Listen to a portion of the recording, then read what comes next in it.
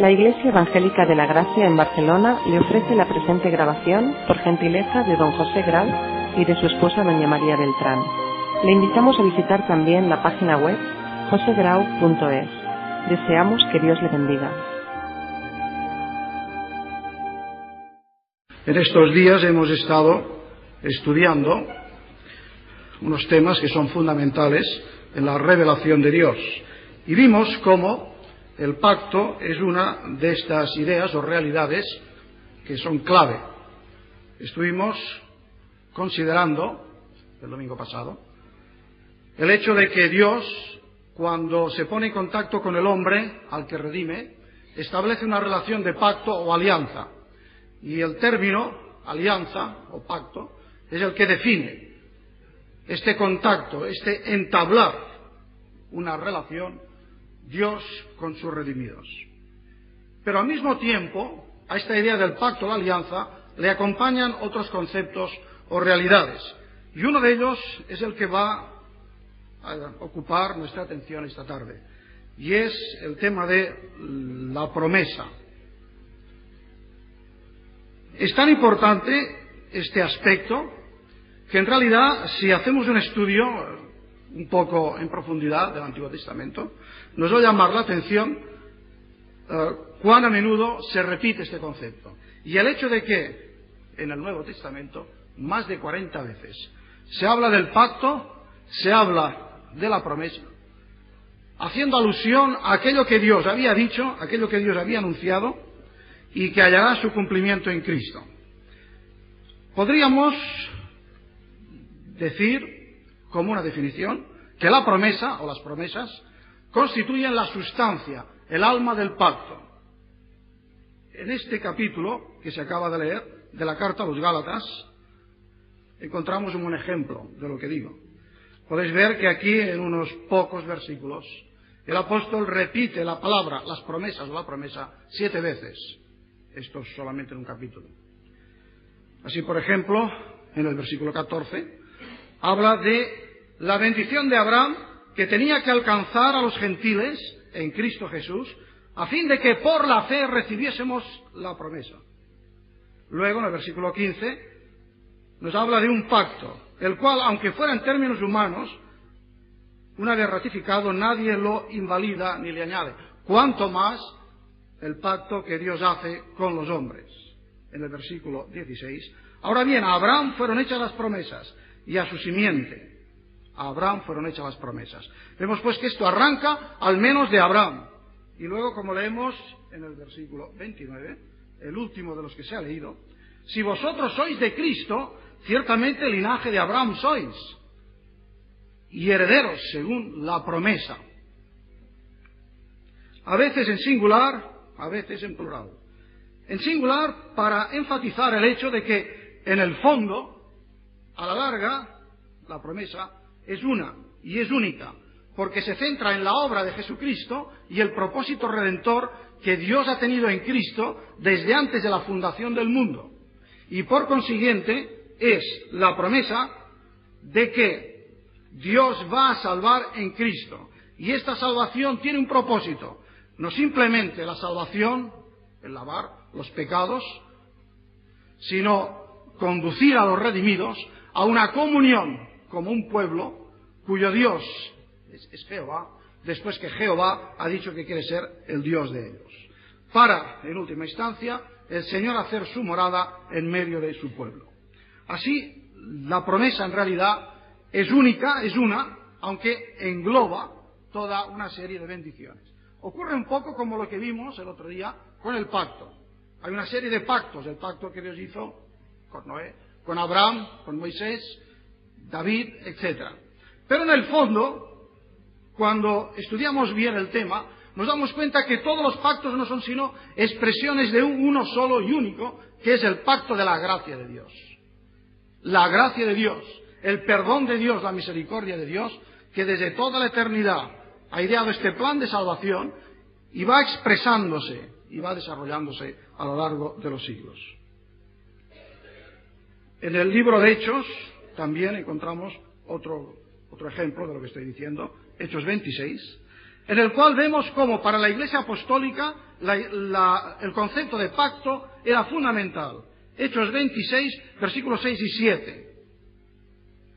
Ahora, por la esperanza de la promesa que hizo Dios a nuestros padres, soy llamado a juicio. Observad bien, la esperanza de la promesa que Dios hizo a los padres, desde Abraham. Promesa cuyo cumplimiento esperan que han de alcanzar nuestras 12 tribus, etcétera, etcétera. O sea, vemos el origen, la promesa que arranca desde Abraham y que en la época apostólica, en la predicación apostólica, los testigos de Cristo dicen, se ha cumplido definitivamente, completamente. Pues bien, si tenemos que remontarnos a Abraham, podríamos hacer una serie de lecturas, pero simplemente voy a citar un texto en Génesis 17:7. Génesis 17:7. Allí Dios le dice a Abraham, estableceré mi pacto por pacto perpetuo, para ser tu Dios y el de tu descendencia después de ti. Y aquí tenemos reunidos los dos conceptos. Estableceré mi pacto, un pacto perpetuo, eterno, cuya finalidad es la comunión del ser restaurado con su Dios y Señor y Salvador. Estableceré mi pacto para ser tu Dios y el de tu descendencia después de ti. A Abraham fueron hechas las promesas y a su simiente. Y esta epístola es justamente uno de los textos de San Pablo más claros para aclararnos, para iluminarnos en relación a ese tema. Aquí podéis ver cómo el apóstol identifica constantemente la promesa y el Evangelio, la promesa y la salvación en Cristo, la promesa y la salvación de los gentiles. Dice el texto que la simiente a la cual fue dada la promesa, la simiente de Abraham, es una, no varia o plural. Es Cristo, porque todo se cumplirá en Cristo. Cristo es el autor y consumador de la fe, aquel que llevará a término los propósitos de la promesa de Dios. Pero siendo uno además, y la causa de bendición de cuantos crean en Él, entonces de ello se deduce, como es la conclusión en el último versículo del capítulo 3, que si Jesucristo es el cumplimiento de la promesa, todos los que somos de Cristo, ciertamente linaje de Abraham somos y herederos de la promesa. No hay dos pueblos de Dios, no hay dos caminos de salvación, no hay dos planes, hay un plan de Dios, un camino de salvación, al cual también le corresponde un pueblo único, compuesto de judíos y gentiles, de todos, porque para todos es esta promesa de salvación, para cuantos quieran escuchar el mensaje y acogerse. En Cristo Jesús la bendición de Abraham alcanzará a los gentiles, a fin de que por la fe recibamos la promesa. Tenemos pues que la promesa es identificada al Evangelio. Sigue. La ley no invalida la promesa. Y la herencia de las bendiciones que tenemos en Cristo no será por la ley, sino por la promesa, por lo que Dios había dicho a Abraham. Y tal como ya expliqué el primer día, el versículo 8 del tercer capítulo de Gálatas, en este aspecto es impresionante. Y tiene una lección hermosísima y aclaradora. Porque nos dice que Abraham fue evangelizado. Y fue evangelizado porque la sustancia del mensaje era la misma. Porque Dios no tenía un plan para los judíos y otro para los gentiles. Dios ha tenido siempre un solo plan de salvación. Es el mismo Dios, no varios dioses. Y este Dios que amó a Israel, lo sacó de la tierra de Egipto y lo hizo salvo por gracia, por misericordia, por la fe, al cual luego dio unas normas para que se guiase por ellas, dio una ética, un camino. Aquí se nos dice que Abraham fue evangelizado porque previendo Dios que había de justificar por la fe a los gentiles, dio de antemano la buena nueva a Abraham, que literalmente es, de antemano evangelizó a Abraham, diciendo, en ti serán benditas todas las naciones. En ti, por tu descendencia, por tu simiente, por aquel que va a nacer del linaje tuyo, por Jesucristo. Abraham es evangelizado en el versículo 6. Abraham creyó a Dios y esta fe le fue contada por justicia. Abraham creyó y esta fe en las promesas de Dios, este agarrarse a Dios y ir más allá de lo que veían sus sentidos, pero él cumplió siempre, él estuvo confiado, él estuvo realmente en las manos del Señor, y esto le fue contado por justicia, porque su fe le justificó. Entonces, previendo de antemano Dios que iba a salvar también a los gentiles por la fe en Jesucristo, por la fe en la palabra de Dios, por la fe en las promesas de Dios, evangelizó a Abraham. Y Abraham queda como el modelo de todos los creyentes. Su fe es nuestra fe, aunque la nuestra indudablemente ha estado enriquecida, porque nosotros vemos el cumplimiento. Él solamente vivía de las promesas de Dios, nosotros vivimos del cumplimiento de las promesas de Dios, y vemos esa constante de cómo la promesa es la antítesis de la caída del hombre, porque la caída significó la separación del hombre de Dios.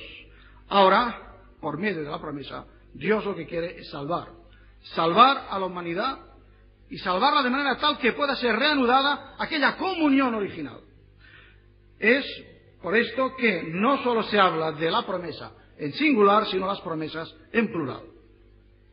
El tiempo nos falta para daros una serie de ejemplos, pero voy a dar algunos, sin embargo, de cómo cuando se habla de las promesas es para indicar la multitud de bendiciones que encierra la promesa de Dios. Por ejemplo, la promesa de que el Evangelio alcanzará a los gentiles, el versículo 8, que acabo de leer, y también el 14. La promesa de que se conseguirá una plena remisión de los pecados. La promesa de la resurrección de los muertos. La promesa de la plena manifestación del Espíritu. La promesa de la segunda venida, que Cristo ha de volver. Y Cristo va a transformar todas las cosas. Y habrá un cielo nuevo y una tierra nueva. La promesa de que los fieles en Cristo Jesús, aquellos que son justificados por la fe, heredarán el mundo por su justicia que reciben de Cristo. Romanos 4:13, Mateo 5:5, etc. Así pues, en plural significa que la promesa de Dios, de la misericordia de Dios, reúne un conjunto de bendiciones. Pero es fundamentalmente la promesa de nuestro Señor Jesucristo. Como leemos en Hechos, capítulo 13, versículo 23, 32 y 33. Conforme a la promesa, Dios levantó a Jesús por Salvador. Y nosotros también os anunciamos el Evangelio de aquella promesa hecha a los padres, la cual Dios ha cumplido a los hijos de ellos, a nosotros, resucitando a Jesús como está escrito. Desde Abraham hasta la cruz se cumple la palabra de Dios. Esta promesa identificada con el Evangelio. La promesa que es para nosotros, para vosotros, para cuantos están lejos, y a cuantos llame el Señor nuestro Dios, como leemos en Hechos 2:29. Todo pues está claro, y tienen razón los que ven que si hubiéramos de buscar una clave de interpretación de toda la Biblia, del Antiguo Testamento, pero también de toda la Sagrada Escritura, veríamos cómo las ideas, conceptos, realidades del pacto, el Evangelio y la promesa están interrelacionados, forman un conjunto armónico y los hallamos constantemente.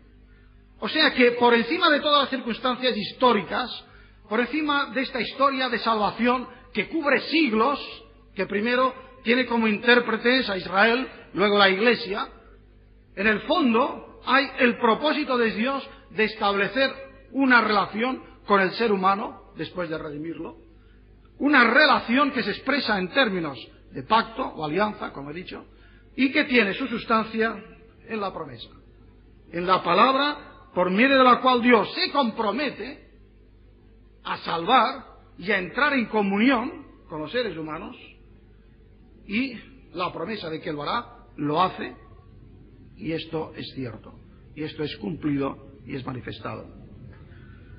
Todo converge en Jesucristo. Ahora, ¿cuál es la sustancia, la definición, digamos, el resumen de esta promesa? Esto es lo que yo desearía que consideráramos ahora en todo lo que resta esta tarde. Bien, podría dar una gran cantidad de citas, pero no quiero aburriros. Voy a dar una en un lugar en donde los términos de la promesa se expresan de una manera completa, como en otros sitios, pero aquí lo tenéis todo muy claro, en el libro de Levítico, capítulo 26. Levítico 26. Aquí tenemos los términos de la promesa. Levítico 26, versículos 12 y siguientes. Es significativo, y ya digo, no voy a leer más textos en cuanto a esta cuestión de la promesa, pero si vosotros hicierais un estudio, veríais cómo, siempre que Dios establece una relación con los seres que ha redimido, y entra en contacto con ellos y busca su comunión, establece su promesa y su relación, su alianza, su pacto, así, de esta manera, y explicando, anunciando y proclamando esto que es el deseo de Dios. Pondré mi morada en medio de vosotros, y andaré entre vosotros, y yo seré vuestro Dios, y vosotros seréis mi pueblo. Y yo, Jehová vuestro Dios, que os saqué de la tierra de Egipto, para que no fueseis sus siervos, y rompí las coyundas de vuestro yugo, y os he hecho andar con el rostro erguido. O sea, para que una persona humillada y destrozada por el pecado pueda ir con la cabeza alta, es más o menos lo que viene a decir ese texto, tiene que haber experimentado la salvación de nuestro Dios, la transformación que Él ofrece, tener el perdón de los pecados. Pero aquí quiero ahora subrayar este aspecto. Pondré mi morada en medio de vosotros, andaré entre vosotros, y yo seré vuestro Dios, y vosotros seréis mi pueblo. Estos son los términos de la promesa, que expresan la voluntad de Dios de entrar en contacto, en relación, en una estrecha armonía con los suyos. Andaré entre vosotros. Ese es el primer aspecto o miembro de esta palabra, de la promesa. Yo andaré entre vosotros. El pecado, la entrada del pecado en el mundo, la frustración desde Adán, es este andar por caminos divergentes. Dios por un lado, el hombre por el otro. Y por esto he dicho que la promesa invierte los términos y la promesa vuelve a hacer posible aquello que se rompió en la caída. Andaré entre vosotros, es la promesa. ¿De qué? La promesa de que Dios nos va a regalar con su presencia. La presencia de Dios. Y esta presencia de Dios fluye de su gracia. Es una de las promesas del pacto. En el libro de Éxodo, capítulo 33, versículo 14 y 16, así lo siente y así lo expresa Moisés. Cuando Moisés habla con el Señor le dice, Éxodo 33, 14, mi presencia irá contigo y te daré descanso. Y Moisés respondió, si tu presencia no ha de ir conmigo, no nos saques de aquí, porque ¿en qué se conocerá que he hallado gracia en tus ojos, yo y tu pueblo? Sino en que tú andes con nosotros y que yo y tu pueblo seamos apartados de todos los pueblos que están sobre la faz de la tierra. Qué texto tan hermoso. Moisés no quiere ni siquiera poseer la tierra si no tiene la seguridad de la presencia de Dios. Podríamos decir que todas las bendiciones de Dios para Moisés no son nada sin el Dios de las bendiciones. No es tanto lo que Dios nos da como Dios mismo. Y el anhelo de los redimidos es la presencia de Dios. De ahí que andaré entre vosotros, la primera parte de los términos de la promesa, sea tan importante. Mi presencia irá contigo. Literalmente es mi rostro, porque en el Antiguo Testamento estas dos expresiones son sinónimas. La presencia de Dios es el rostro de Dios, la faz de Dios. Y de ahí que a menudo se nos hable, como en Isaías 63:9, de el ángel de su faz, que es una clara alusión a Jesucristo, una alusión anticipada. El ángel de su faz, el mensajero de su faz. Isaías 63:9. Porque es Dios que mora entre nosotros. Dice que el ángel de su faz, Dios, cuando está en medio de su pueblo, sufre con él. Porque en ese texto de Isaías dice que él fue angustiado en todas sus angustias y todos los dolores que sufrió el pueblo de Israel, a pesar de sus apostasías, eran los sufrimientos de Dios mismo. No nos extrañe que un Pascal dijera, os regalo, os dejo con el Dios de los filósofos, yo me quedo con el Dios de Abraham, de Isaac y Jacob, porque el Dios de los filósofos es esa primera causa insensible, es un silogismo, resultado de un pensamiento. Pero el Dios de Abraham, Isaac y Jacob es Dios que habla, Dios que se acerca, Dios que manifiesta su presencia, Dios que sufre con nosotros, Dios que está a nuestro lado, Dios que se identifica con los problemas nuestros. Y esto es lo que hallamos en ese texto que os recomiendo que leáis en casa, Isaías 63:9. Porque es nuestro Dios y mora entre nosotros, experimenta los quebrantos nuestros, se identifica con nuestras angustias y siente como suyos nuestros sufrimientos. O sea que nada más alejado del concepto de Dios que revela la Biblia que un Dios estático, hierático, insensible. No, nuestro Dios, y respetando todos sus atributos, su soberanía, su trascendencia, su majestad, su santidad, pero sin embargo, creo que ninguna definición de Dios, tal como se revela en la Biblia, será justa si olvida que Dios se identifica con nosotros, que Dios sufre con nosotros. No sé de qué manera, no me lo preguntéis. Seguro que es de manera distinta a nosotros, por supuesto, Él es Dios, nosotros somos seres humanos.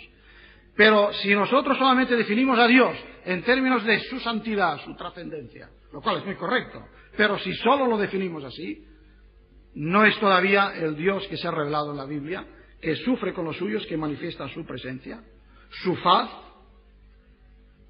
y viene hasta donde nosotros estamos. Mi presencia irá contigo, como mensajero, como ángel de su faz. Si hubiera tiempo, podríamos establecer una relación entre lo que nos dice Isaías 63:9 y 2 Corintios 4:6. Porque San Pablo dice que Dios iluminó nuestro entendimiento para que contemplemos a Dios en la faz de Jesucristo. Y entonces establece una relación entre esta faz, el mensajero de su faz, de la faz de Jehová, en Isaías 63:9 y 2 Corintios 4:6. El ángel, el mensajero del pacto, allí aparece como tal, como mensajero del pacto, como aquel que va a cumplir las promesas y como aquel que va a realizarlas viviendo en medio de su pueblo. Ahora bien, la presencia de Dios también sirve de separación, aparta y purifica, singulariza, diferencia al pueblo, que se llama pueblo de Dios. Esto es importante, muy importante, porque a menudo tenemos la idea de que ser creyente, creer en Jehová, creer en Jesucristo, pues significa, bueno, pues un asentimiento mental, un seguro de vida y nada más. Pero aquí se nos indica con claridad que al igual que Moisés experimentó la presencia de Dios como algo que le singularizaba de los demás y que le hacía único, no por sus méritos, sino por la intervención de Dios, así el pueblo del Señor es algo distinto. Y distinto, como tantas veces hemos dicho, no tanto en apariencias, sino en actitudes, en conceptos. Esto además nos indica la presencia de Dios, que nunca podemos sentirnos solos, que no tenemos que sentirnos solos, porque Dios está en medio de nosotros. Ciertamente todavía es una presencia imperfecta, es con los ojos de la fe, y esperamos la manifestación última, allí en aquel lugar en el cual no habrá templo, porque Dios mismo será el templo. Pero ya ahora, el hecho de que Dios ha prometido que los que somos hijos de la promesa, por Jesucristo, herederos de las promesas hechas a Abraham, no tenemos derecho a sentirnos solos, porque Dios está siempre con nosotros. Y los momentos de depresión, de angustia, de soledad, deben ser vencidos, agarrándonos a las promesas de Dios, que nos ha dicho, en primer lugar, yo estaré con vosotros.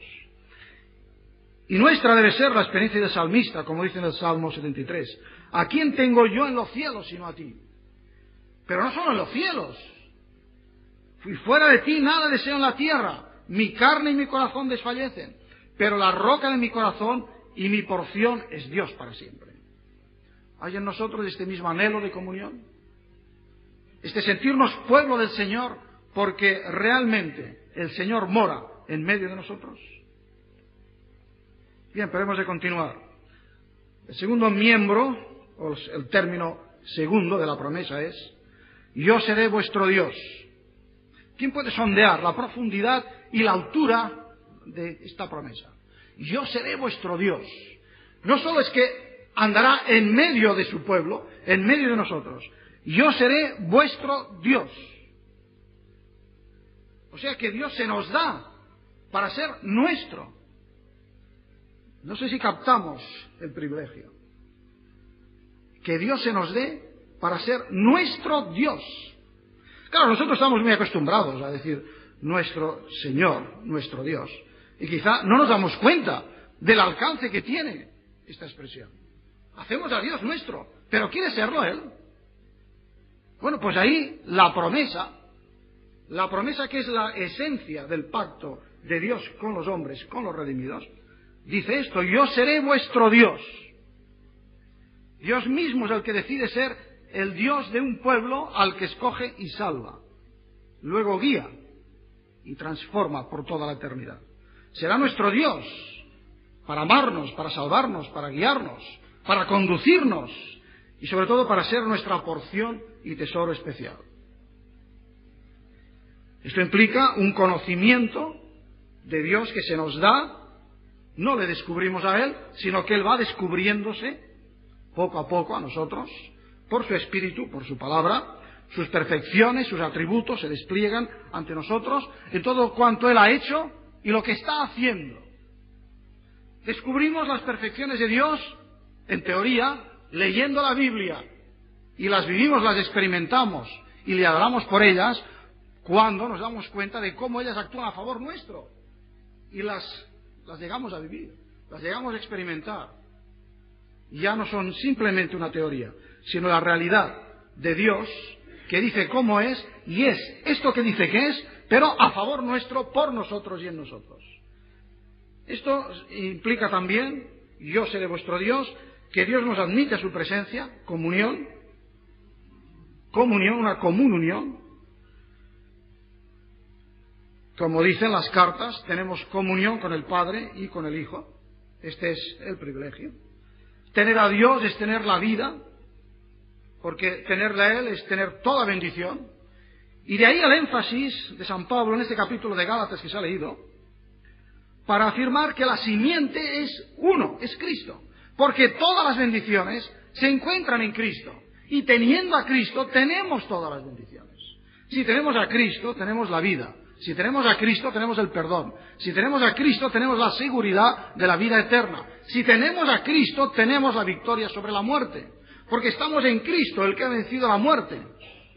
Y si somos de Él y estamos en Él, y Él es nuestro, aquí Él se nos da a nosotros. Entonces, Él que se nos ha dado a nosotros, nos da la garantía de que si tenemos a Dios, lo tenemos todo. Como dijo una creyente española, solo Dios basta, es suficiente. El tercer aspecto de la promesa es: vosotros seréis mi pueblo. O sea, andaré en medio de vosotros. Yo seré vuestro Dios. Ahora vosotros seréis mi pueblo. El Señor se ha ofrecido. Ahora Él quiere que nosotros nos ofrezcamos a Él. El Señor se ha dado. Ahora quiere que nosotros nos demos a Él. Él se ha comprometido con nosotros. La promesa, el tema que estamos desarrollando, la promesa, es un compromiso. Podría explicarse en términos de compromiso. Cuando Dios ha prometido, Dios se ha comprometido. Ha empeñado su palabra. Y de ahí que Él mismo ha jurado por sí mismo, porque no puede jurar por nadie que sea superior a Él. Y entonces ha empeñado su palabra, se ha comprometido y lo ha cumplido. Y ahora espera de nosotros algo similar. El Señor nos dice: sois míos, porque yo soy vuestro. Sois míos porque yo os he redimido. Yo me he dado a vosotros, ahora vosotros tenéis que daros a mí. Y esta es la idea de la alianza que implica, tal como he dicho, relación, comunión, y esta es la sustancia de las promesas. Un texto en el Antiguo Testamento que nos explicará algo de lo que intento yo decir esta tarde es Deuteronomio 14, 1, 2.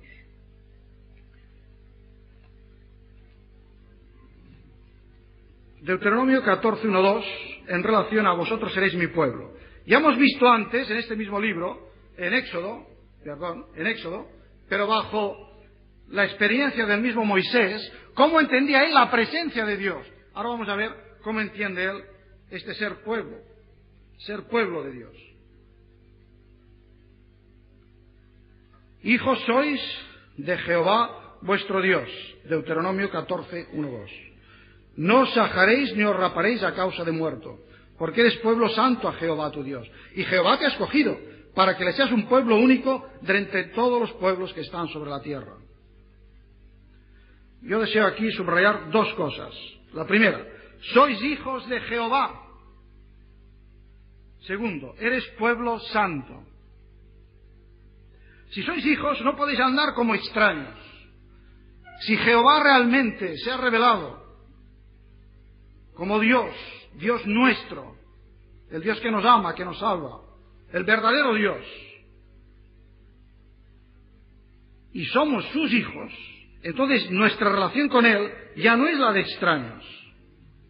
Y esto tiene que ver con nuestra manera de andar, nuestra manera de pensar, nuestra manera de actuar, nuestra manera de considerar la vida, la muerte, el más acá y el más allá. Y aquí se nos da un ejemplo muy sencillo, pero muy evidente, muy claro. Aquí se narra una práctica de los que no tenían Dios, el conocimiento de Dios, quiero decir, el verdadero. Eran las prácticas de los pueblos de la antigüedad que se sajaban, es decir, se infligían unas penitencias, unos sacrificios, porque con ellos pensaban que de alguna manera expresaban su dolor ante la muerte, y si acaso así aplacaban a los dioses o a los diablos para hacerles más llevadera la idea de la muerte. Es decir, representa la confesión de un mundo que sin el conocimiento del verdadero Dios se angustia ante la muerte, tiene miedo a la muerte y se exaspera y incurre en una serie de prácticas absurdas, pero que son consecuencia de su dolor y de su superstición también. Ahora, los hijos de Jehová pertenecemos al Dios vivo que ha pactado con nosotros, que ha establecido una relación con nosotros, una relación de amor en primer lugar, por el perdón, y de compañerismo luego por la comunión. La muerte no puede nada definitivo contra los hijos de Dios. Cristo abrió el camino, la resurrección y la vida, y nada ya puede separarnos del amor de Cristo. Es triste que hace unos 15 días, creo, si no me equivoco, en La Vanguardia apareció un artículo de un monje de Poblet, no sé si algunos hermanos lo han leído, en el cual se estableció una dicotomía total entre Antiguo Testamento y Nuevo Testamento, entre Moisés y Cristo, entre los judíos y la Iglesia cristiana, entre Jehová y el Señor Jesucristo. Los judíos solo tenían una esperanza terrena. Los judíos no tenían ningún anhelo espiritual, ni soñaban en el más allá, ni creían en la resurrección. Es decir, vivían a ras de suelo. Y entonces, en su razonamiento simplista, dice el autor del artículo que, traducido esto en términos de la ideología moderna, de las ideas y corrientes filosóficas de nuestros días, esto es el marxismo, es el judaísmo sin Dios. Claro, a mí me extrañó mucho leer esto de la pluma de un monje que supongo que habrá leído alguna vez el Nuevo Testamento. Y ya no digo el Antiguo. Y en Hebreos 11 se dice que los patriarcas vivían esperando una patria mejor. Y claro, yo entre la interpretación de un monje y la interpretación del Espíritu Santo en el Nuevo Testamento me quedo con la del Espíritu Santo. De que los patriarcas, las gentes del Antiguo Testamento, ciertamente no tenían la luz que tenemos nosotros. Por supuesto que no. No tenían el conjunto de la revelación como tenemos nosotros. Pero de ahí a decir que no había en ellos ninguna esperanza, que todo se resumía al aquí y a la ahora, que sus conceptos eran a ras de suelo, con un materialismo bajo y grosero. Esto es absurdo, esto es no conocer la Biblia. Pero además es el cometer un error muy grave, es partir la Biblia en pedazos, partir la revelación de Dios, cuando justamente lo que estamos viendo en esta serie de estudios es que por encima de la diversidad, que la hay, por supuesto, por encima de las diversas administraciones o dispensaciones, en el trasfondo hay la obra única de un Dios único, con un único amor y un único plan de salvación, y con una vocación también única, porque la promesa es siempre para aquellas gentes desde Abraham hasta la Jerusalén nueva: y yo estaré en medio de vosotros, y yo seré vuestro Dios, vosotros seréis mi pueblo. Y la salvación siempre es por la fe en la obra de Jesucristo. De manera que es muy peligroso y es realmente síntoma de superficialidad hacer estas divisiones y no ver que ya Moisés, como aquí está muy claro en Deuteronomio 14, veía cómo Jehová era el padre del pueblo. Ellos eran hijos que, aunque solo supieran una cosa, que Dios es Dios de vivos, que Dios odia la muerte, esto ya era suficiente para engendrar en ellos una esperanza que les alentaba a lo largo de su vida. Y si no, ¿por qué Jesús contestó como contestó a los fariseos cuando le hablaron de la resurrección? Cuando Jesús fue interpelado, no dio un largo discurso como por ejemplo San Pablo en 1 Corintios 15, en donde tenemos una magnífica descripción de la doctrina de la resurrección. Pero Jesús dijo simplemente: Dios es Dios de vivos. Y este era para él el gran argumento. Dios odia la muerte, Dios es Dios de vivos. Si Dios es Dios de vivos, Dios es Dios de Abraham, de Isaac, de Jacob, que vivieron y ahora tienen que continuar vivos, porque Él es Dios de vivos, no de muertos. ¿Y de qué serviría salvar para solo un tiempo y no para toda la eternidad? Hijos sois de Jehová, y vosotros no vais a tener miedo a la muerte, y vosotros no vais a caer en las prácticas de todas estas gentes que no conocen al verdadero Dios. Por esto vosotros seréis un pueblo santo. Es el segundo aspecto que deseo destacar de ese texto. Un pueblo santo, un pueblo apartado, un pueblo disponible. Todo esto incluye la santidad. Separación, disponibilidad, consagración. Un pueblo único. Jehová, esposo de Israel, Jehová, padre de Israel, Jesucristo, cabeza de la Iglesia, esposo de la Iglesia. Ya dijimos el otro día que Cristo no tiene dos esposas, tiene solo una esposa, tiene un solo cuerpo que es la Iglesia, un pueblo que debe ser entregado a su servicio. Y por esto el salmista dice: bienaventurada la nación cuyo Dios es Jehová, el pueblo que Él escogió como heredad para sí. Heredad. Al comienzo de considerar los términos de la promesa, nos maravillábamos del hecho de que Dios pudiera darse, es decir, que Dios pudiera regalársenos, porque hacía regalo de sí mismo. Pero ahora eso también es maravilloso, quizá todavía más, que Dios nos considere herencia. Esto es difícil de creer. Yo no sé si a vosotros os es fácil esta creencia, pero que Dios me considere a mí herencia suya, me cuesta mucho creerlo. Tengo que aceptarlo por la fe, pero es así. Es así que Dios nos considera su herencia. El pueblo que Él ha redimido es su heredad y nos ha hecho suyos. Bien, vamos a concluir con un texto en el Nuevo Testamento que es el resumen de todo cuanto hemos intentado explicar esta tarde. Primera carta de Pedro, capítulo 2, versículos 9 y 10.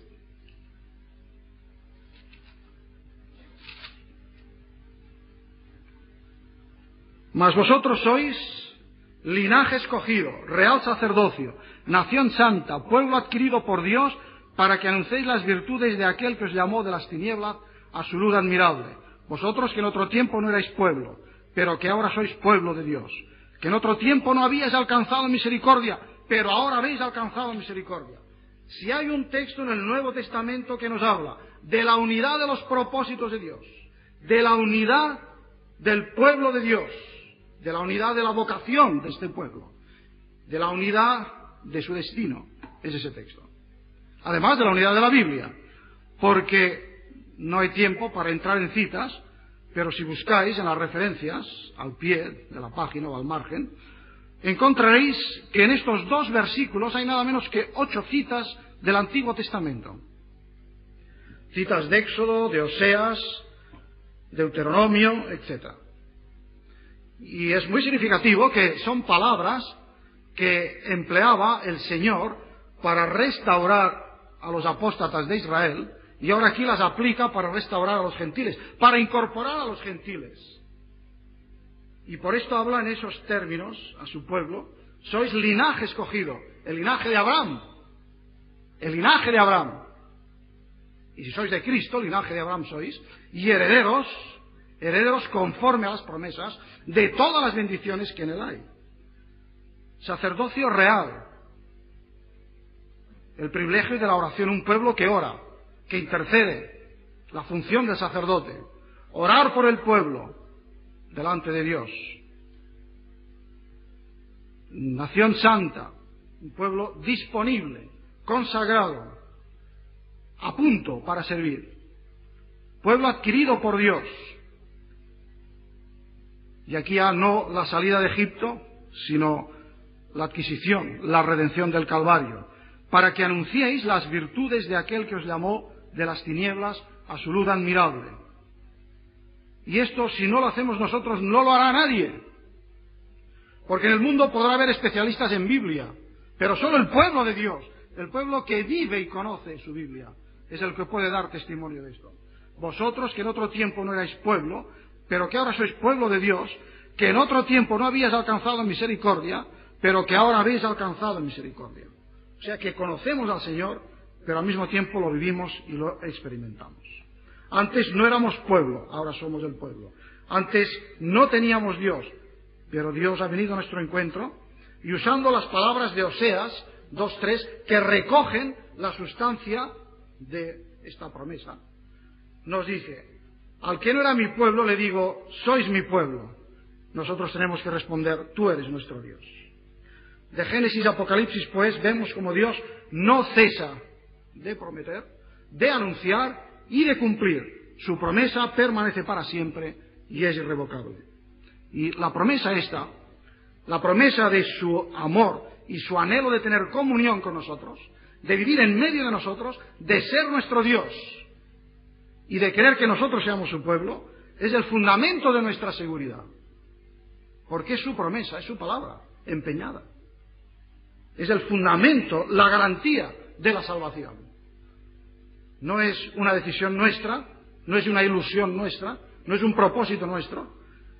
Es la promesa de Dios, la palabra de Dios, el empeño de Dios, el compromiso de Dios a favor nuestro. De ahí que todo eso sea fundamento de nuestra seguridad y salvación. Pero también de nuestra responsabilidad y vocación. Porque yo seré vuestro Dios, nos dice, pero ahora nos lo pide a nosotros.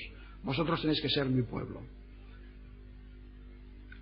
Libres en la libertad de los hijos de Dios, libres con la libertad con que Cristo nos ha libertado, pero sintiendo vivamente la realidad del compromiso nuestro y de nuestra responsabilidad. Para ser este linaje escogido, linaje de Abraham, linaje de Cristo, linaje de pueblo de Dios, real sacerdocio, nación santa, pueblo adquirido por Dios, para que anunciemos las virtudes de aquel que nos llamó de las tinieblas a su luz admirable.